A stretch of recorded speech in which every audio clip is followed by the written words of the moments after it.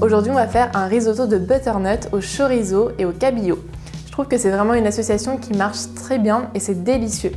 En revanche, cette recette est un peu longue vu qu'il faut rester devant le feu pour préparer le risotto, donc prévoyez un petit peu de temps devant vous pour reproduire cette recette. On va commencer par préparer des petits dés de butternut. Je vais me servir uniquement de la partie haute de la courge pour avoir des dés bien réguliers et je les coupe très petits comme la courge est assez sucrée.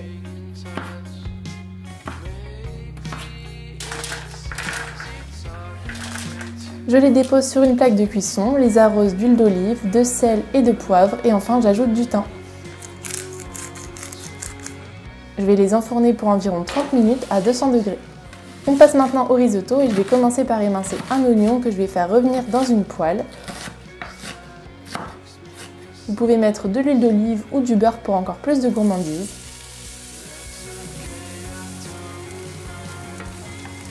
J'ajoute ensuite le riz à risotto et je vais le laisser 1 à 2 minutes. Ensuite j'ajoute le vin blanc et je vous conseille de prendre un bon vin que vous aimez boire de moyenne gamme parce que ce serait quand même dommage de gâcher un grand cru.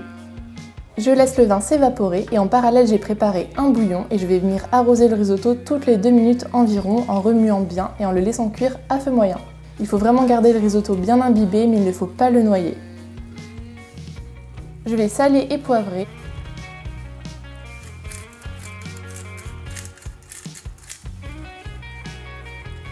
Et en même temps que ça cuit, je prépare le chorizo que je coupe aussi en petits cubes et que je vais faire griller 10 minutes à 180 degrés.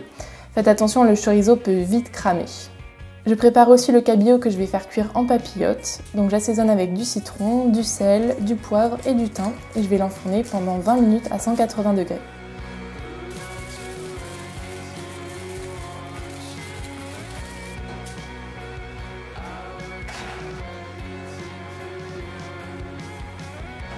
Au bout de 40 minutes où je n'ai pas quitté des yeux le risotto, il est prêt. Ah, je vous avais dit que c'est pas une recette qui se prépare à la dernière minute, ça c'est clair. N'hésitez pas d'ailleurs à goûter le riz, certains le préfèrent al dente. En fin de cuisson, je vais ajouter du beurre qu'on a oublié de filmer, et ensuite du parmesan et tous les ingrédients qu'on a fait cuire, donc la courge et le chorizo.